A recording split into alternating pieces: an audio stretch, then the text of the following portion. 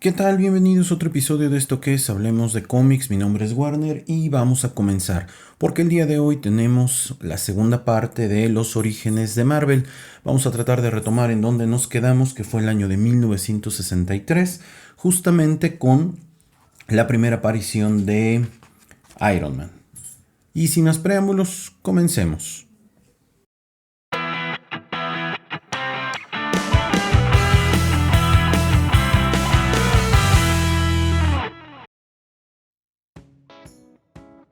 Como les decía yo en el último audio que les subí sobre los orígenes de Marvel, esta empresa la rompió a partir de 1960 y en menos de 2-3 años lograron algo bastante impresionante para la época. El empezar a crear una serie de personajes que se fueron posicionando de una manera muy interesante en el gusto de las personas. Entonces ya más o menos vimos algunos personajes que se fueron creando. Entonces el último que vimos fue Iron Man, que les decía yo que estas primeras historias en Tales of Suspense de Iron Man, a mí la verdad no me atrapa, no es un superhéroe que yo diga, wow, voy a comprar los cómics de esa época, ¿no? En el estado que estén, porque soy fan de Iron Man, la verdad es que no. Pero bueno, hay más cosas que pasan aquí en el mundo de Marvel. Una de ellas es que igual en 1963, concretamente en marzo, aparece por primera vez el título de The Amazing Spider-Man número 1. Este es uno de los títulos más relevantes porque si bien Amazing Fantasy, la primera aparición de Spider-Man es muy importante, este es el primer cómic 100% dedicado a las aventuras del Arácnido. Y en esta primera historia podemos ver cómo Spider-Man va a visitar a los Cuatro Fantásticos e intenta convertirse en un miembro de ellos. Y pues bueno, tienen ahí un primer encontronazo. Pero en este primer número también aparece un primer villano de Spider-Man. Es el famosísimo Camaleón. A lo mejor para muchos de ustedes no están tan familiarizados con él, porque si se dan cuenta, a Spider-Man y a Batman les pasa algo muy similar, y perdón que meta yo a Batman en algo de Marvel, pero tiene una galería de villanos tan grande que de repente la gente solamente conoce a los que son más llamativos, a los que en realidad los escritores le han metido más galleta. Esto tiene que ver con una cuestión de gustos en realidad. Pero el Camaleón es un gran personaje por donde lo quieras ver. El Camaleón es uno de estos personajes de la Guerra Fría, vamos a ponerlo así, un espía de la Guerra Fría que tiene esta capacidad de ser cualquier persona. A lo mejor muchos de ustedes que son de una generación muy muy joven no recordarán, pero antes de que existieran las películas de Misión Imposible con Tom Cruise, había una serie de televisión que se llamaba Misión Imposible. Y el personaje principal no era Ethan Hawke, no recuerdo el nombre del personaje principal, pero era el líder del equipo que siempre estaban haciendo misiones, bla, bla. Y uno de los personajes con los que él contaba dentro de su roster de aliados, pues era un cuate que se podía cambiar la cara, podía hacerse prótesis y fingir ser otra persona. El Camaleón de hecho hace muchísimo esto. El Camaleón puede precisamente cambiarse. De hecho el Camaleón llega a tener en algunos momentos de su historia algunas crisis de identidad. Pero bueno, imagínense, es uno de los primeros villanos que aparece en los cómics de Spider-Man. También en este podemos ver que es la primera aparición de J. Jonah Jameson y la primera vez que se menciona al Daily Bugle, el periódico en el cual Peter Parker pues es el fotógrafo, ¿no? Cobra por comisión fotográfica. Entonces, bueno, ese es como que la joya de la corona, ¿no? De aquí en adelante, al ver que Spider-Man se convierte en uno de estos personajes tan queridos por el público, pues empezamos a ver cómo empieza a crecer la galería de villanos. En el segundo número, no en el segundo número, en el segundo número es la primera aparición del buitre, que para muchos de ustedes, gente más joven obviamente a mí no me tocaron estos cómics porque yo no nací en esos años, ni vivía yo en esos años. Tenemos la versión de Toomes que interpreta Batman. Michael Keaton en las películas del universo cinematográfico de Marvel, o mejor dicho, en las películas de Sony. Y la verdad es que creo que es una buena interpretación, ¿no? Muy relacionada con ese mundo. Sin embargo, aquí encontramos a Adrian Toomes. Es un inventor que creó un arnés electromagnético que le permitía volar. Entonces, nuevamente tenemos a un científico. Recuerden que esta es una época en donde los científicos son los grandes villanos. Es la época de la ciencia. Es la época donde en las mismas películas de esos años, los científicos locos que trataban de conquistar y dominar al mundo. Entonces, bueno, ahí tenemos un segundo. A lo mejor en este video van a escuchar que voy a hablar mucho de estas primeras apariciones de los villanos de Spider-Man, pero es muy importante porque ahí van a ver que estos villanos tienen una gran importancia, creo yo, a diferencia de los otros superhéroes que si bien tienen una galería de villanos, no es como la de Spider-Man, porque entonces la gente empezaba a escribir al cómic y decía, oye, queremos ver más de queremos ver más de aquel. Entonces, bueno, ahí podemos continuar. Esa es la primera aparición concretamente de El Buitre. También otro dato importante es que recuerden que Fantastic Four se siguió publicando y en el lapso del 61, 62, 63 llegaron por fin al número 13 y en ese número 13 es la primera vez que aparece Uatu. Este personaje peloncito, disculpen que haga yo tanta alusión al universo cinematográfico de Marvel, pero pues mucha gente de repente que no está tan empapada en el mundo del cómic, que es a quienes va dirigido este podcast, también a los demás que quieran escucharlo obviamente, aparece este peloncito, ¿no? Hay una escena donde aparece Stan Lee con un grupo de Uatus, ¿no? De vigilantes. Posteriormente lo vemos en la serie esta que estrenó Disney, que es de animación, la verdad no recuerdo ahorita el nombre, pero bueno, es una serie de animación que habla de otros mundos dentro del universo cinematográfico de Marvel, pero aquí aparece por primera vez Uatu, ¿sí? En los Cuatro Fantásticos. De ahí podríamos dar el brinco directamente, fíjense, al número 44 de Tales to Astonish, en donde vemos por primera vez en julio la aparición de la avispa de Jan Van Dyne.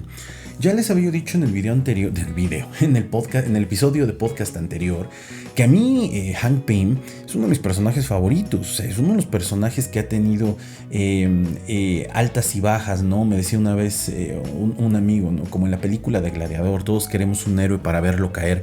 Y creo que Hank Pym ha sido uno de estos héroes que en el universo de Marvel, de los cómics, lo hemos visto subir y caer, levantarse, reinterpretarse y demás.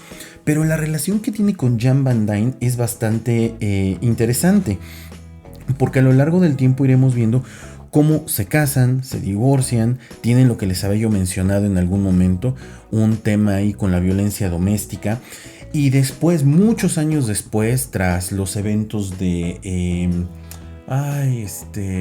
Avengers Disassembled, el primer arco narrativo que escribe Brian Michael Bendis a mediados de los 2000, ellos retoman su relación para después volverse a separar. Entonces es una primera aparición muy importante porque los vamos a empezar a ver como un dúo.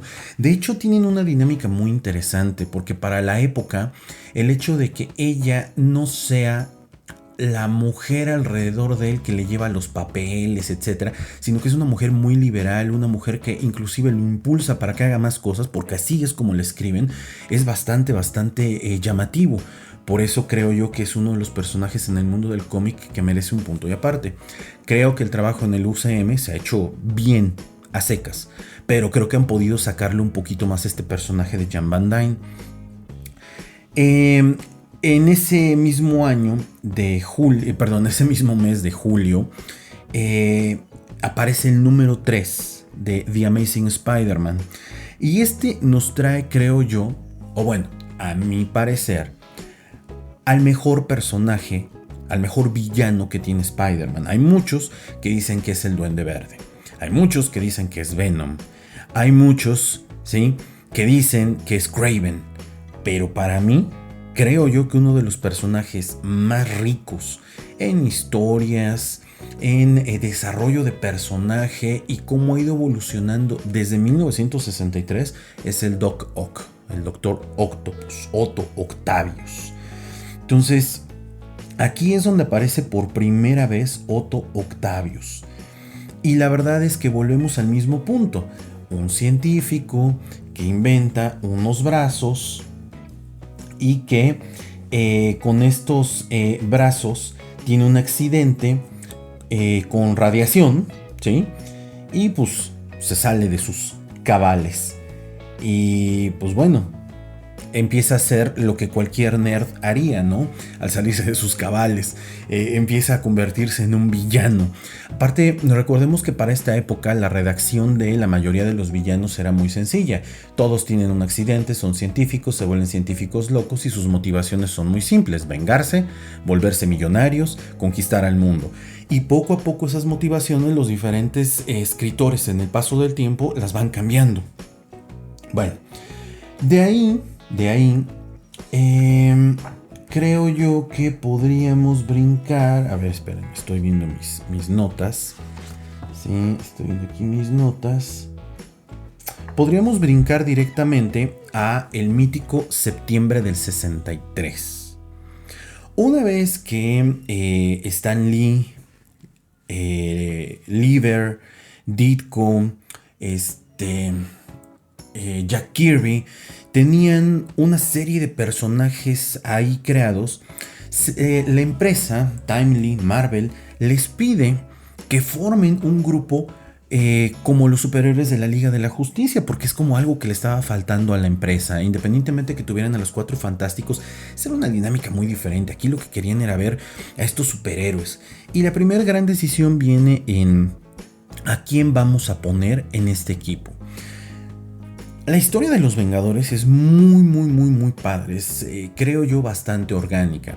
De repente un día, imagínate, como un niño de esa época, vas a la farmacia, sí, porque en ese entonces los cómics se ponían en las farmacias en Estados Unidos, vas al puesto de periódicos y te encuentras un cómic en donde ves al hombre metido en un traje de hojalata, al hombre verde, al mono este que es un dios con su mazo, a Hombre Hormiga, a la avispa, y están juntos en algo que se llama The Avengers. O sea, me imagino que les ha de haber volado la cabeza a los niños el decir: wow, se acaban de unir estos, todo esto está pasando en el mismo mundo, mamá, lo quiero. Agarrar centavos y llegar y comprarlo, ha de haber sido un momento increíble. Puedo imaginármelo, ¿no? Como cuando la mayoría de nosotros pudimos verlos por primera vez en pantalla, grande, a todo color, ¿no? Entonces, en esta primera historia, uno de los grandes aciertos que tienen es la elección del villano y la elección de las motivaciones. A grandes rasgos, ¿no? Porque también quiero que sea una experiencia en la que ustedes puedan conocer la historia. Loki sigue enojado con Thor porque Thor lo ha detenido.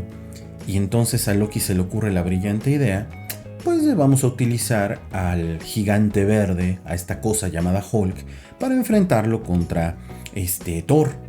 Y pues vamos a ver qué pasa.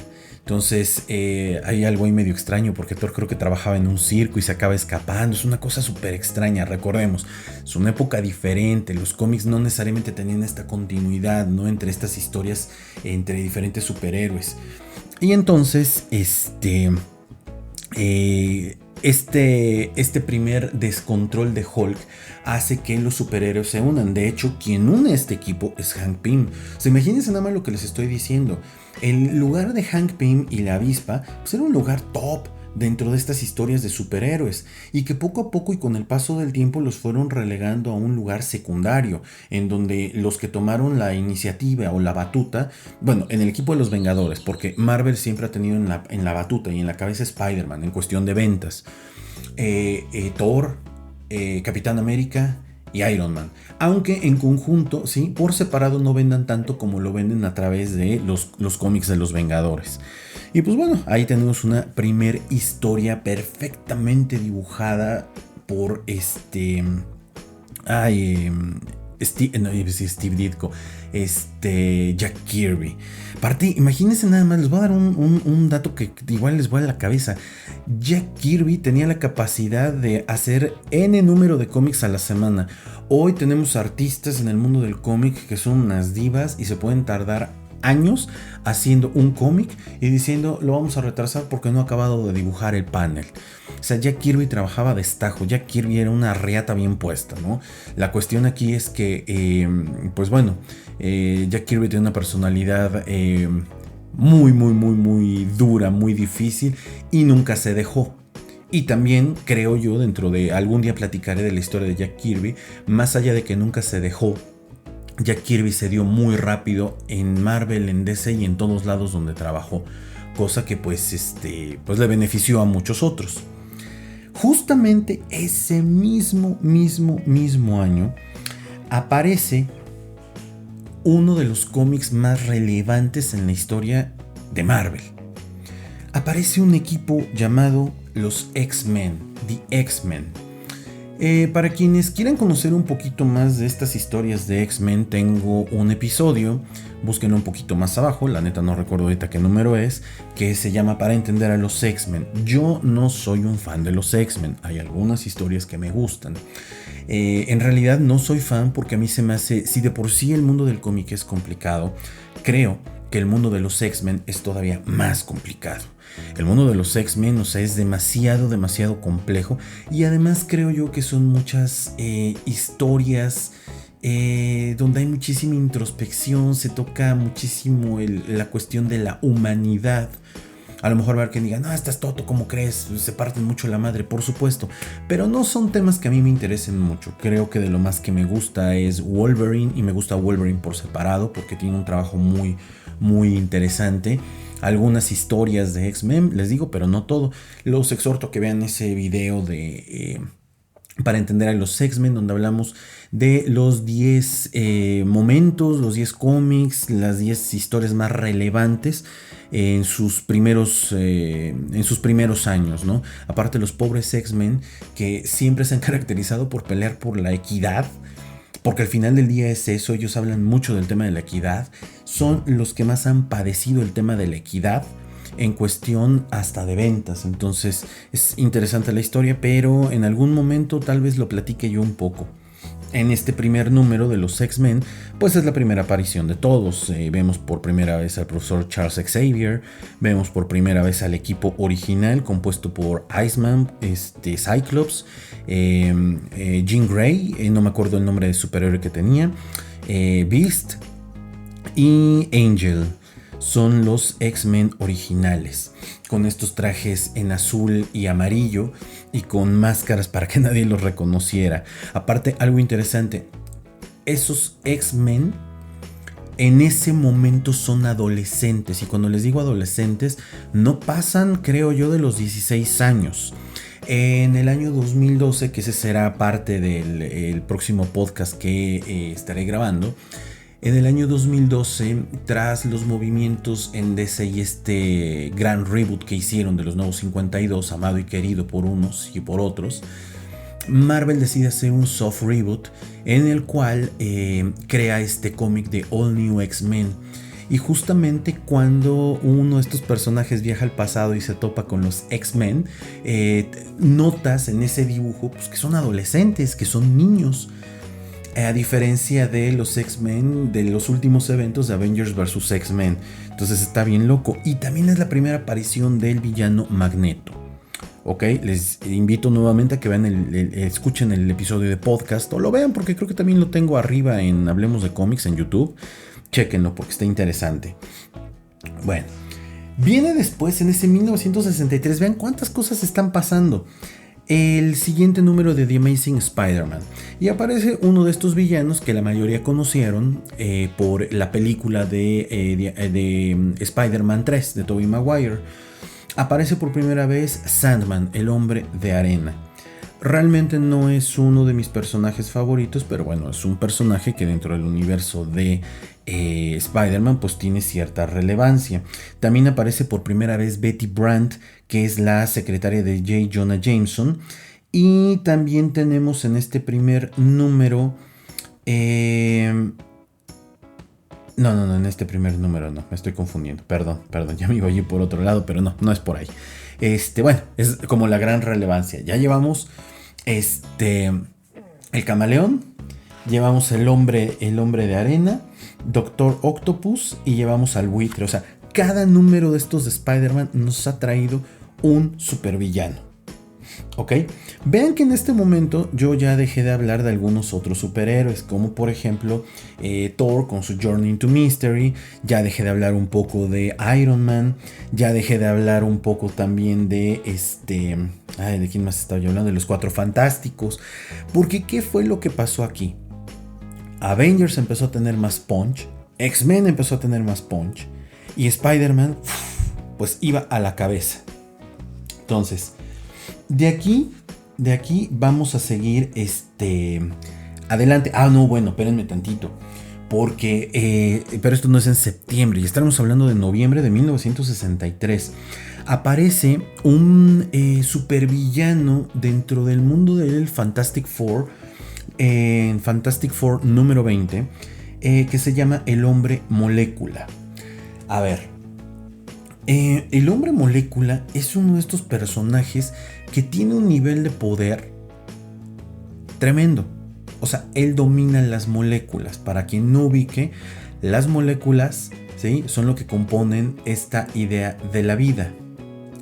Entonces, imagínense que el Hombre Molécula tiene una capacidad de poder y una capacidad como personaje que pocas veces se llega a ver en el mundo.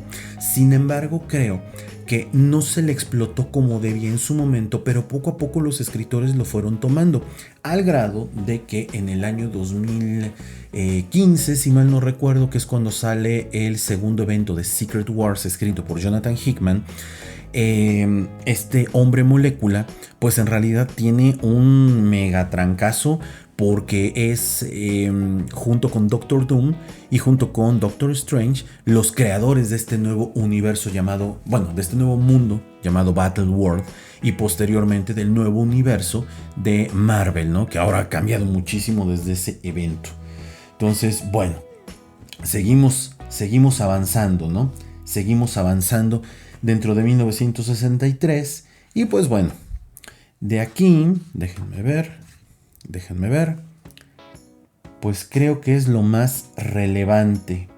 Creo que es lo más relevante que nosotros vamos a tener. Voy a parar el audio aquí porque pues bueno, ya vieron que 1963 fue un año súper prolífico para la empresa. O sea, imagínense que las ventas pues empezaron a disparar muchísimo. Estamos hablando que hoy prácticamente el número 1 de Amazing Spider-Man, el 2, el 3 y el 4 tienen un valor en el mercado elevadísimo, en las condiciones que el cómic se encuentre. Lo mismo que X-Men, lo mismo que Avengers, tienen un valor alto en el mercado, porque son los primeros cómics. Entonces 1963 se convierte en el año pico de Marvel, y de ahí todo empieza a explotar más. En el próximo episodio de Marvel, o los orígenes de Marvel, estaremos hablando de 1964, para ir hablando de los eventos más importantes que hay ahí. Así que espero hayan disfrutado este episodio y los leo y los escucho en otro episodio. Recuerden visitar la tienda del coleccionista de cómics, www.billianscomics.shop, la tienda del coleccionista de cómics. Y cualquier cosa me pueden escribir, contacto@billianscomics.shop, para platicar, para lo que ustedes quieran. Yo soy Warner y nos vemos en otro episodio de esto que es Hablemos de Cómics. Nos vemos. Chao.